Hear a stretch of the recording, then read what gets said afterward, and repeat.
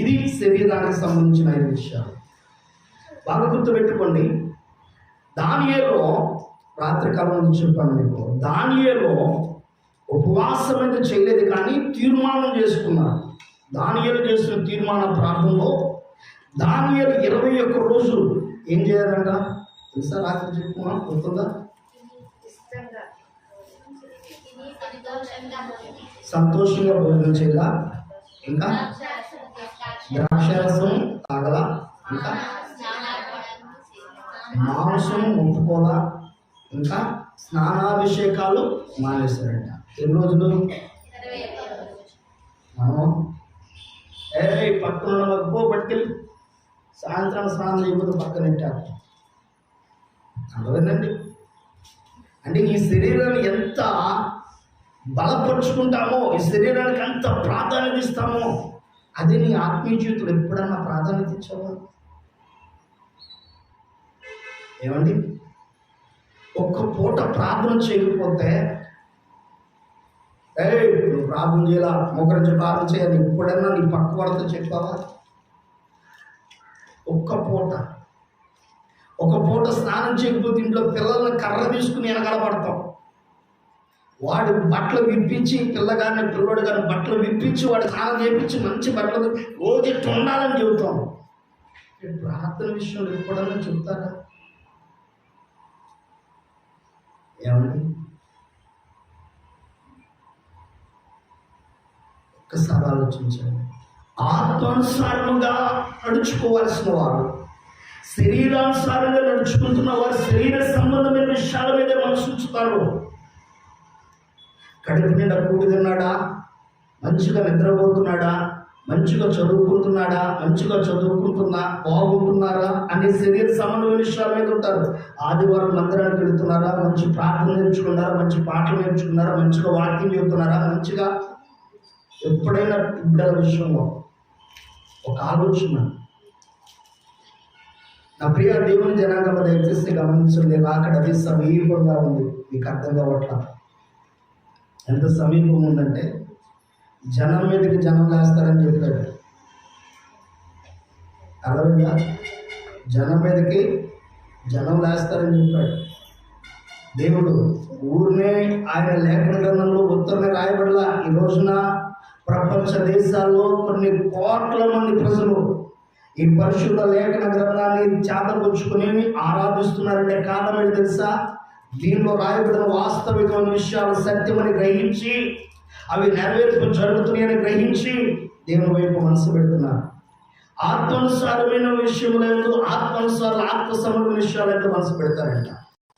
శరీరానుసారం శరీర సంబంధమైన విషయాల వైపు మనసు పెట్టినప్పుడు వారు కోల్పోయే కొన్ని కోల్పోతున్నారు. వాటి నష్టాలు, వారి జీవితంలో కలిగిన నష్టాలు ఏంటి అని కొన్నింటిని మీతో పంచుకొని వచ్చినారు. ఒకసారి చదవండి. శరీరానుసారం శరీర విషయంలో మనసు పెట్టే వాడి జీవితాలు కలిగే కొన్ని నష్టాలు. రోమిలకు రాసిన పత్రిక 8వ అధ్యాయం 7వ వచనం. రోమిలకు రాసిన పత్రిక 8వ అధ్యాయం 7వ వచనం. ఏలైనగా శరీరానుసారమైన మనస్సు దేవునికి విరోధమై ఉన్నది. మొత్తం అడుగు ఏంటంటమ్మా? ఏంటంట? ఏ మనసు అది? శరీరానుసారమైన మనస్సు. ప్రార్థనకు వచ్చిన తర్వాత మన ఆలోచనలు ఎక్కడికి వెళ్తాయి? పాస్టర్ గారు టైం అవుతుంది, భోజనం చేయాలి, ముగించండి. వాక్యం చెప్పకపోయినా బాగలేదు, వాక్యం లేకపోయినా బాగలేదు. టయానికి మనం పెట్టుకుని ప్రార్థన దేనికి? టైం భోజనం చేయడానికి. చెప్పడమ్మా, దేనికి మనం ప్రార్థన పెట్టుకునేది? ఒకసారి ఆలోచించండి. దేవుని మందిరానికి వెళ్ళే దేనికి? శరీరానుసారమైన ఆలోచన దేవునికి విరుద్ధమైనదే. ఆయన మందిరానికి వచ్చినప్పుడు ఆయన సన్నిధిలో కొద్ది నిమిషాలు మనసు పెట్టి ఆయన వాక్యాన్ని నీవు మనసును ధ్యానించినప్పుడు, ఆయన వాక్యాన్ని ధ్యానిస్తూ ఆ వాక్య ప్రకారం ఒకవేళ దేవుడు ఏదైనా వాక్యం ద్వారా నీతో మాట్లాడితే, ఒకవేళ నీలో లోపాలను ఏమైనా ఎత్తి చూపిస్తే ఆ లోపాలను సరిచేసుకుంటూ, ప్రభా ఈ దినాన్న సేవకుని నోటి నుంచి నాతో మాట్లాడావయ్యా అని మనసారా దేవుని పాదాల దగ్గర నీలో ఉన్న లోపాలను ఒప్పుకొని ఆ యొక్క ప్రాయశ్చిత్తం చెంది ప్రభుత్వంలో ఆశీర్వాదాలు పొందుకోవడం ఆత్మానుసారమైన సంబంధం. కానీ శరీరానుసారమైనది ఏంటి తెలుసా? వెళ్ళామా, ఉన్నామా, వచ్చామా. ఇది ఈరోజు దేవుని మందిరానికి మనం ఎందుకు వెళుతున్నామో కూడా తెలియకుండా పోతున్నాడు చాలా మందికి. శరీర సంబంధమైన విషయాల మీద మనసు ఉంచుతున్నారు. అందుకని నువ్వు ఎలా కనబడుతున్నావు? దేవునికి విరోధిగా మారుతున్నావు. ఈ రోజు నుంచి మార్చుకొని అలవాటు. శరీర సంబంధమైన విషయాలు దేవుని బిడ్డలారా, ప్రాణం ఎప్పుడు పోయిందో తెలియదు. పోతే ఏ పాటిని జీవితం. ఈ రోజున ఒకవేళ అందంగా ఉన్నావు, కనపడచ్చు, ఆస్తి ఉన్నట్టు కనపడచ్చు, పలుకుబడి ఉన్నట్టు కనపడచ్చు, హోదా ఉన్నట్టు కనపడచ్చు. ఒకవేళ ప్రాణం పోతే, మన ఒక ఆయన చెప్తా ఉన్నాడు, ఏమని తెలుసా? ఏనుగు చచ్చిపోతానంట, తీసుకెళ్ళి అమ్ముకుంటారంట. ఎద్దు చచ్చిపోతే తీసుకెళ్ళి అమ్ముకుంటారంట. ఒక మనిషి చచ్చిపోతే నువ్వు చచ్చిపోతే ఆయన తీసుకెళ్తాడు. ఎవరు తీసుకెళ్తాడు? అమ్ముకోవడానికి రూపాయి ఎన్ని వచ్చిందా? అది మన బతుకులు. దానికి ఎగిరి పడతాం శరీరానుసారంగా, దానికి ఇష్టానుసారం. దేవుని జనాంగం దయచేసి గమనించు. మన జీవితం ఏర్పడదండి, చాలా చిన్నదండి. నాకు అనిపిస్తూ ఉంది, ఒక రోజు గడిచిపోతే ఈ రోజు గడిచి తెల్లారిందంటే అమ్మాయి దేవుడు దినాన్ని ఇచ్చాడు నాకు అనిపించింది. ఇయ్యలేదు, ఈ దినాన్ని చూడలేక చచ్చిపోయాడు. ఎక్కువసేపు హార్ట్ అటాక్ చనిపోతూ ఉన్నారు చాలామంది. చిన్న వయసులో ఉన్న వాళ్ళు చనిపోతూ ఉన్నారు. పెద్ద వయసులో కూడా కాదు. దేవుని బిడ్డగా అపవాది చాలా భయంకరమైన తీవ్రత కలిగి ఒక సంఘాన్ని కాదు, లోకం మొత్తం ఆవరించేసింది. కనుక దయచేసి గమనించండి, ఇలాంటి దినాల్లో ఒకవేళ శరీరానుసారమైన మనసును కలిగి ఉంటే దేవునికి ఈరోజు ప్రభు బలారాధన, 3 రోజులు ఉపవాస ప్రార్థన. ఎక్కడికి వెళ్తాం? ఆత్మానుసారులు ఎక్కడ ఉంటారు? మనకెన్ని పనులు, భాస్కర్ లేని పనులని మాట్లాడుతారు.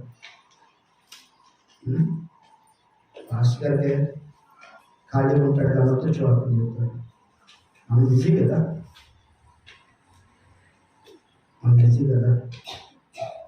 ఒక్కసారి ఆలోచించండి. ఆత్మానుసారంగా ఎప్పుడైతే నడుచుకుంటావో దేవుని విరోధంగా ఉంటావు. ఈ లోకమంది ఎంతమంది నీ పక్షాన నిలబడి ఉన్నా, ఎంతమంది నీతో ఉన్నా, దేవునికి విరోధంగా నువ్వు ఉంటే నేను కాపాడేవాడు ఒక్కడు కూడా ఉండబోతున్నాడు. ఒక రోజు ఒక బస్సులో ప్రయాణం వెళుతూ ఉన్నాను. ఒక 50 మంది దాకా ప్రయాణం వెళుతున్నారు. మధ్యలో ఒక వ్యక్తి, అయ్యా నన్ను కూడా బస్సులు ఎక్కించుకోండి అయ్యా అని చెప్పి అంటా ఉన్నాడు. అరే మనం వెళుతున్నాం కదా, 2 సీట్లు ఖాళీగా ఉన్నాయి, ఎక్కనే అని చెప్పేసి ఎక్కించుకున్నాడు. ఎక్కిన తర్వాత నుంచి బయలుదేరి బస్సు ఎక్కిన 1 గంటకి వాతావరణం మారిపోయింది. మార్పు వచ్చేసింది వాతావరణంలో. ఎక్కితే బస్సు ఎక్కిన 1 గంటకి వాతావరణంలో మార్పు వచ్చేసింది. వీళ్ళేమో కొండ ప్రాంతం గుండా బస్సు తిప్పుకుంటూ వెళ్ళాలి. అయితే ఈ వాతావరణంలో బాగా మొగ్గులు పట్టుకు వచ్చేస్తాయి, చీకటి కమ్ముకు వచ్చేస్తుంది, మెరుపులు మెరుస్తూ ఉన్నాయి, ఉరుములు ఉన్నాయి. అలాంటి పరిస్థితుల్లో పిడుగులు పడతా ఉన్నాయి. వర్షం ప్రారంభించబడిన పిడుగులు పడతా ఉన్నాయి. వాళ్ళకు ముందు అల్లంత దూరాన్ని ఒక చెట్టు మీద పిడుగుబడి కాలిపోతుంది. వాళ్ళు వెళ్ళాల్సిన దారిలోనే మరలా కొంచెం దూరం వెళ్ళగల, కొంచెం అల్లంత దూరంలో మరలా ఇంకో పిడుగుబడింది. ఈ బస్సులో ఎక్కిన 50 మంది, బస్సులో ఉన్న 50 మందికి ఒక్క వ్యక్తి మీద మాత్రమే నాశపడింది. ఆ వ్యక్తి ఎక్కమంటే మనకి అపాయం జరుగుతుంది, ఆ వ్యక్తి వల్లే మనకి నష్టం జరుగుతుందని గ్రహించేసి ఆ వ్యక్తి మీద బాగా రివర్స్ అవ్వడం ప్రారంభించాడు. బస్సులో ఈ వ్యక్తి ఉంటే మాట్లాడాడు, ఏం పర్వాలేదు. ఈసారి పిడుగు ఆ చెట్టు మీద పడిద్దని నా నమ్మకం ఉంది. కనుక ఒకవేళ నా వల్లనే ఈ పిడుగు పడుతుంది అనుకుని మీరు అనుకుంటారు, మీలో ఒక్కొక్కళ్ళు వెళ్ళి ఆ చెట్టు దగ్గరికి వెళ్ళండి. ఎవడో ఆ చెట్టు దగ్గర ఉంటాడో, ఆ చెట్టు దగ్గరికి వెళ్తారో, ఒకవేళ ఆ చెట్టు మీద దగ్గర పిడుగు పడలేదు అనుకో, వాడి వల్ల కాపాడబడినట్టే. లేదు ఆ చెట్టు కానీ సరౌండ్లో ఎక్కడైనా సరే పిడుగుపడే ప్రమాదం ఉంది కనుక మీరు వెళ్ళండి అని చెప్పాడు. ఒకటి తర్వాత వాళ్ళు వెళ్ళటం ప్రారంభించారు చెట్టు దగ్గరికి. అటు ఇటు ఏ పిడుగులు పడుతున్నా. లాస్ట్లో ఈ వ్యక్తి 51వ వ్యక్తి మధ్యలో ఎక్కిన వ్యక్తి దిగి బస్సు దిగి చెట్టు నాడ వెళ్ళాడు. చెట్టు పైకి వచ్చింది. ఒక్కసారి వైపు ఇంకా వాళ్ళు చూసావా, వాడి వల్ల ఇదంతా జరిగింది అనుకున్నారు. క్షణంలో ఆ మెరుపు కాస్త వచ్చి బస్సు మీద పడింది. బస్సులో ఉన్న 50 మంది చచ్చిపోయారు. ఇప్పుడు పిడుగు ఎవరి వల్ల కాపాడబడ్డది? బస్సు ఒక్కడి వల్ల కాపాడబడింది 50 మంది. కానీ 50 మంది ఏం చేశారు? శరీరానుసారంగా ఆలోచించడం ప్రారంభించారు. ప్రతిదీ విరుద్ధముగా, చెడుగా. ఈ రోజున దయచేసి గమనించండి, దేవునికి విరుద్ధమైన పని ఏదో చేయదు. దేవునికి విరుద్ధమైన పని చేస్తే ఇది కాపాడేవాడు ఎవ్వరూ ఉండరు. కానీ గమనించండి, రెండవది శరీరానుసారంగా ఉన్న వారి గురించి అక్కడ చెప్తాడు కదా. అదే రోజు నుంచి చదవండి ఒకసారి మళ్ళా. ఏలైనగా శరీరానుసారమైన మనస్సు దేవునికి విరోధమై ఉన్నది. అది దేవుని ధర్మశాస్త్రమునకు లోబడదు. అది దేవుని ధర్మశాస్త్రమునకు లోబడదు. దేవుని మాటకు అసలు ఈ రోజు నా పాస్టర్ గారి మాటకు లోబడి ఎవరికి లోబడి చెప్పండి. గుండె మీద చేసుకుని చెప్పండి. ఇక్కడ దేవుని పాస్టర్ గారు చెప్పిన మాటకు లోబడేవాడు నేను అన్నవాడు గుండె మీద చేసి చెప్పను. జస్ట్ 1% లోబడతా అన్నవాడు అన్న గుండె మీద చేసి చెప్పండి. నేను ఇంత మనకి పడితే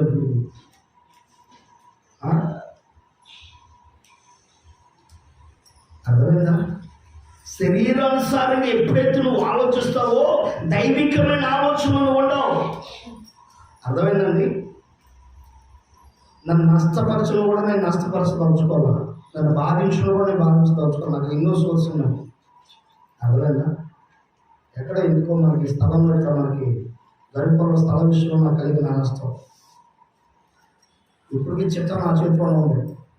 కానీ అనుకున్నా పక్కన పడేసి నష్టపోతే దానివల్ల 35,000 నష్టపోయారు. ఓ పాస్టర్ గారికి సంఘం తరపున 35,000 నష్టం అంటే ఓ సంఘస్థల వల్ల ఒకసారి ఆలోచించండి.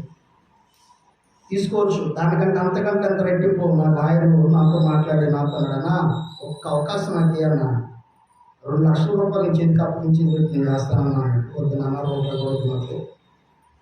ఎందుకంటే ఆత్మానుసారం ఎప్పుడైతే మనం ఉంటామో ఇతరులను నష్టపరచు, ఇతరులను బాధించు, దేవునికి లోబడదాం. దేవుడు అంటాడు వద్దు అని అన్నాడు. అయిపోయింది. దేవునికి లోబడతాం. అది నష్టమైనా సరే, ఎందుకంటే నీతిమంతుడు నష్టం కలిగినను మాట తప్ప నష్టాలను భరించుకుంటాడు. కానీ ఒక్కసారి ఆలోచించాలి. దేవుని వాక్యం సెలవిస్తుంది. దేవుని సంఘం ఈ రోజున ధర్మశాస్త్రానికి, వాక్యానికి నువ్వు ఎంత లోబడుతున్నావు, వాక్యానికి కూడా ఎంత లోబడి ఆత్మీయ జీవితంలో ముందుకెళ్ళగలుగుతున్నావు, వాక్యానుసారంగా ఎంతవరకు సేవకులు చెబుతున్న మాట ఇది బైబిల్లో ఉందా లేదని ఎంతవరకు నువ్వు పరిశీలించగలుగుతున్నావు, ఎంతవరకు దాన్ని ధ్యానించగలుగుతున్నావు, ఎంతవరకు ఆ మాటల వైపు మనసు పెట్టి నిజంగా కదా ఇది వాక్యం ప్రకారం ఉంది కదా, కానీ ఈ వాక్య ప్రకారం నేను ఎందుకు లోబడలేకపోతున్నాను? లోబడిన జనాంగమా మీకు? మనకు అన్నీ తెలుసు, అన్నీ తెలుసు. అన్ని నోట్లో నెక్స్ట్ వచ్చేది అదే. గమనించదు. దేవుని యొక్క సంఘంలో రోజున దేవునికి ఎప్పుడైతే ఆత్మానుసారమైన సన్నిధి, ఆయన ఆత్మానుసారంగా ఆయన సంఘంలో ఉండమో, శరీరానుసారమైన ఆలోచనలు ఎప్పుడైతే ఉంటామో అప్పుడే ఏమవుతుందంట? ఒకటి, మన జీవితంలో దేవునికి విరుద్ధమైన ఆలోచనలు, విరుద్ధమైన జీవితాలు కలిగి ఉంటావు. రెండవది, ఎలా ఉంటావు? లోబడని జనాంగముగా మారిపోతాం. గమనించండి, ఇశ్రాయేలు ప్రజలను దేవుడు ఐగుప్తు దేశం నుంచి అనేకమైన అద్భుతాలు చేసి వారిని బయటికి తీసుకొచ్చిన తర్వాత వీరు బయటకు వచ్చిన ఇశ్రాయేలు ప్రజలు ఇప్పుడు దేవుడు పెట్టారా ఏం చేయడం ప్రారంభించారు తెలుసా? కోరాహు, అభిరాము, దాతాను వీరితో పాటు 250 మంది కుటుంబాలు కలిసి సేవకుడైన మోషేకు, అహరోనుకు విరుద్ధంగా లేచారట. దేవుని మాటకు వారు లోబడలేదంట. దైవజనులు చెప్తున్న వాటికి వారు ధిక్కరించి విరుద్ధంగా లేచి వారు చేసిన ప్రతీది ఎలా చేశారు అంటే, సేవకుడు ప్రార్థించడానికి సీనాయి పర్వతం మీదకి వెళ్ళి అక్కడ 40 దినాలు ఉంటే ఇక మోషే చచ్చిపోయాడు, మోషే రాడు, మనం ఒక దేవుడిని చేసుకున్నాం. వీళ్ళందరూ కలిసి వారు తీసుకొచ్చిన బంగారంలో దూడబొమ్మను చేసి దూడబొమ్మను ఊరేగిస్తూ వారు భయంకరమైన పూజలు పురస్కారాలతో ఆర్భాటాలు ఊరేగింపులు చేయడం ప్రారంభించారు. అది చేస్తున్న సందర్భంలో దేవుడికి కోపం వచ్చేసి మోషే అంటాడు, మోషే అర్జునుడు ఏం చేస్తాడు? ప్రభా భర్త నేను చెబుతానయ్యా, నువ్వు చెప్పు, లేదంటే నా ఉగ్రత వాడు పెట్టండి. వెంటనే మోషేకి దేవుడు ఇచ్చిన పదార్థం పక్కన తీసుకెళ్ళి వాడి బొమ్మ మీద తీసుకొట్టేశాడు. ప్రజలు పెట్టారు, గమనించండి. వారిని ఆ శరీరాంశాలను ఆలోచన నుంచి వారిని ఎంత బయటికి తీసుకురావాలన్న మోషే వాళ్ళ కాలం ఇంకా అవసరమైతే తిరుగుబాటు చేయడం ప్రారంభించారు. ప్రారంభించి స్వరాన్ని పెంచబడడం తెలుసా? భూమి నోరు తెరిచి అలాగే మింగేటట్టు చేసుకున్నారంట. భూమి ఏం చేసింది? నోరు తెరిచి అలాగే మింగేసిందంట. వాళ్ళు ఎంత భయంకరంగా సార్ ఆలోచించారు. మీరు అవసరమైన సంఖ్యాకాండ 16 చదువుకుని ఇంటికి వెళ్ళేవారు. అప్పుడే దేవుని జనాంగమా దయచేసి గమనించు. దేవుని వాక్యం సెలవిస్తుంది, ఆత్మానుసారంగా జీవించండి, దేవునికి లోబడండి. ఎంతకాలం దేవునికి లోబడకుండా ఇష్టానుసారమైన ఆలోచనతో, గందరగోళపు ఆలోచనతో, అలజడి గందరగోళపు మనసులతో జీవితాలు గడుపుతారు. శ్రమ నీకు రాకపోతే నాకు రాకపోతే ఎవరికి వస్తాయండి? పక్షులు వస్తే చెప్పుకుంటాయా? ఏమైనా చెట్లు వస్తే చెప్పుకుంటాయా? జంతువులు వస్తే చెప్పుకుంటాయా? మరి నీకు రాగాలు ఊరంతా తిరుగుతావు కాలు పిల్లలాగా. గమనించండి, అదేంటో అర్థం కాదు. అసలు తిరగాల్సింది ఎక్కడ? శ్రమ కలిగినప్పుడు నువ్వు ఎక్కడ ఉండాలా? దేవుని మందిరంలోకి వస్తారా? మోకరిస్తారా? దేవుని మందిరంలో ప్రార్థన చేస్తారా? అయ్యా నాకు ఈ శ్రమ కలిగింది, ఈ ఇబ్బంది నాకు కలిగింది, అయ్యా దేని వల్ల కలిగిందో ప్రభా ఒకసారి దాని విషయంలో నాకు తెలియచే ప్రభావం అడుగుతారా? అడగరు. ఊరంతా తిరుగుతారు కాలు పిల్లలాగా. అర్థమైందండి? ఈ దినాన దయచేసి గమనించండి. దేవునికి ఆత్మానుసారమైన వారిగా కనబడేటట్టు దేవుని సన్నిధిలో నడుచుకోండి. అదే అంటున్నాడు కదా, శరీరానుసారమైన మనసు కలిగిన వాడు మూడవదికి ఎలా ఉంటారు అనే విషయాన్ని చూసినట్టే రోమిలకు రాసిన పత్రిక 8:13 చదవండి. మీరు శరీరానుసారముగా ప్రవర్తించిన యెడల చావవలసిన వారే ఇందురు గాని. ఎలాంటి వారు ఉన్నారంట? చనిపోవలసిన వారు, చావవలసిన వారు. ఒకవేళ చాలా మంది సేవకుడు చెప్పే మాటలు ఏమిటంటే, మీరు మారు మనసు పొందండి, బాప్తీసం తీసుకోండి, మీరు మారు మనసు పొంది బాప్తీసం తీసుకుంటే బాప్తీసం తీసుకున్న ప్రతి వాడు పర్వతానికి వెళ్ళిపోతారంటారు. నథింగ్ బట్ బాప్తీసం తీసుకున్న ప్రతి వాడు పర్వతం అంటారు. బాప్తీసం తీసుకోగానే పరలోకానికి వెళ్ళాం. బాప్తీసం దేనికి అంటే నీ పాపములకు క్షమాపణ కలగడానికి అది బాప్తీసం. ఇప్పుడు వరకు జరిగించిన ప్రతి పాపములకు ప్రాయశ్చిత్తం కలగడానికే బాప్తీసం. మరి పరలోకానికి ఎలా వెళ్ళగలవు? ఇక నుంచి ఆత్మానుసారంగాను నడుచుకోవాలి. ఆత్మానుసారమైన ఆలోచన వైపు మనసు పెట్టాలా. ఆత్మానుసారమైన విధానంలో నీ నడవడం ఉండాలా. ఆత్మానుసారమైన పాటలు, ఆత్మానుసారమైన మాటలు, ఆత్మానుసారమైన సహవాసం, ఆత్మానుసారమైన నడవడిలో కనబడాలా. ఈ కనబడతాయా? ఇప్పటికీ సినిమా పాటలు పాడి వెళ్ళేంతమంది, ఇప్పటికీ సినిమా పాటల యొక్క ఆలోచనలు కలిగిన వారు ఎంతమంది, ఇప్పటికి లోకానుసారమైన వాటి వైపు మనసు పెట్టేవాళ్ళు ఎంతమంది. మీరు చావవలసిన వారు ఉన్నారే కానీ ఏముందండి కాసేపు ఎగురుతారు ఉండాల్సిపోయింది. ఈ మధ్యన భయంకరంగా తయారైపోయింది లోకం.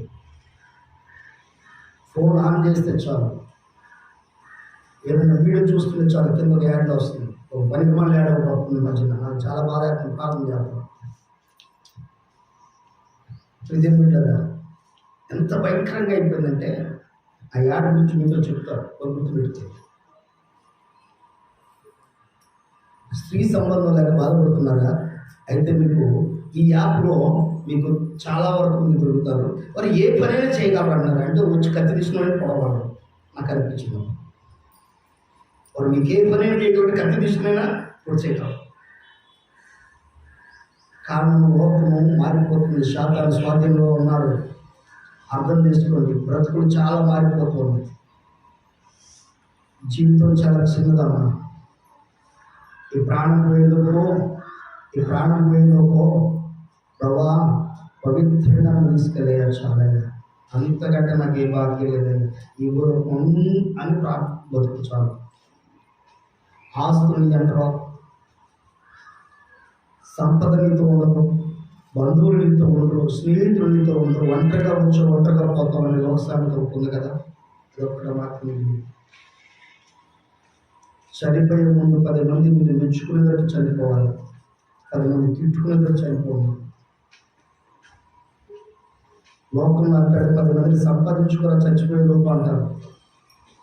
ఎందుకో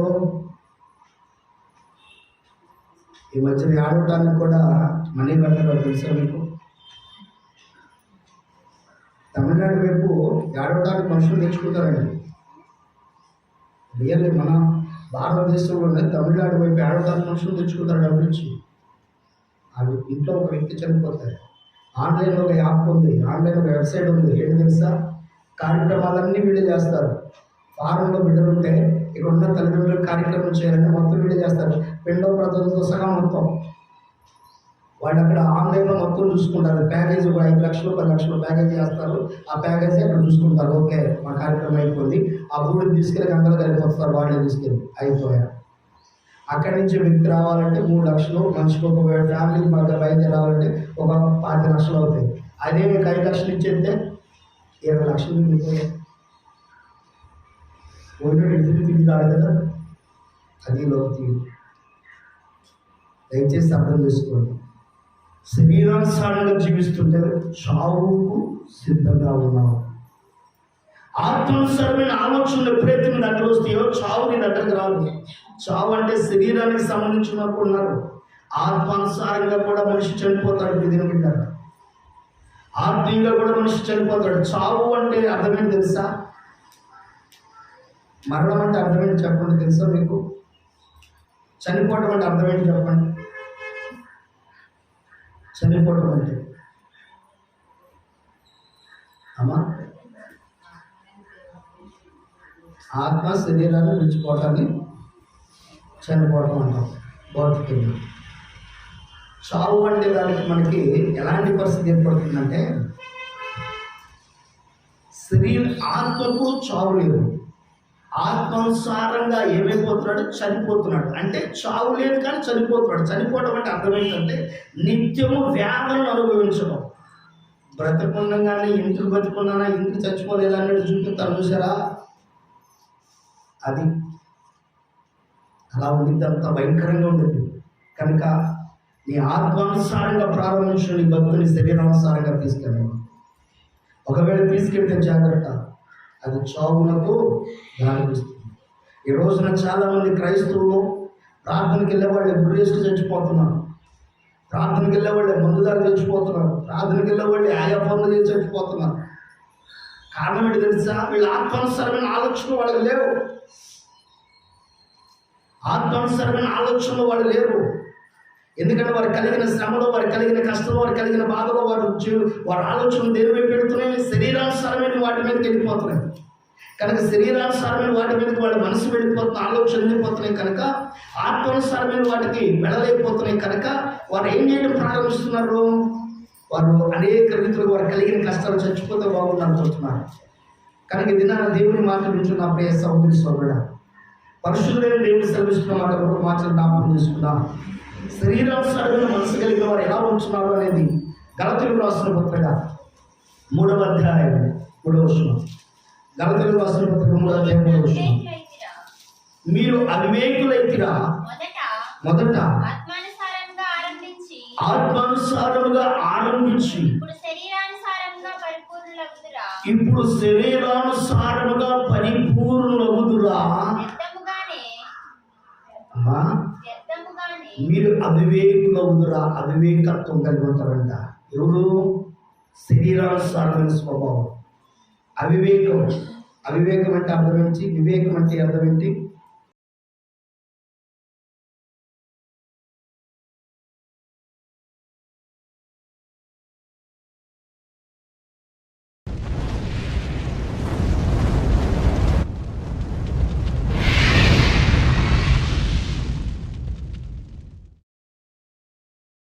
You Happy New Year. I wish you Happy New Year. Wish you Happy New Year. I wish you Happy New Year.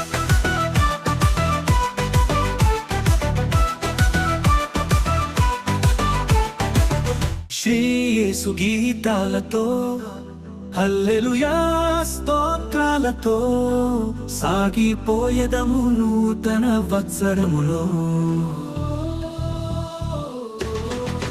Shri యేసు గీతాలతో హల్లెలూయా స్తోత్రాలతో సాగిపోయేదము నూతన వత్సరములో. Wish you Happy New Year. I wish you Happy New Year. Wish you Happy New Year. I wish you Happy New Year. Shri యేసు గీతాలతో హల్లెలూయా స్తోత్రాలతో సాగిపోయేదము నూతన వత్సరములో.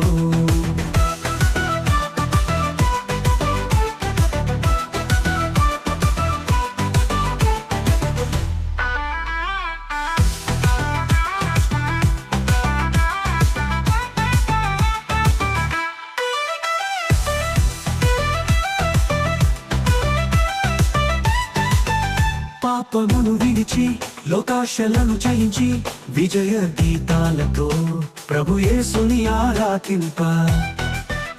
పాపమును విడిచి లోకాశలను జయించి విజయ గీతాలతో ప్రభు యేసుని ఆరాధింప. ద్వేషమును వదిలి క్రోధము మరిచి సాగిపోయేదము నూతన వత్సరములో. Wish you Happy New Year. I wish you Happy New Year. Wish you Happy New Year. I wish you Happy New Year. Shri యేసు గీతాలతో హల్లెలూయా స్తోత్రాలతో సాగిపోయేదము నూతన వత్సరములో.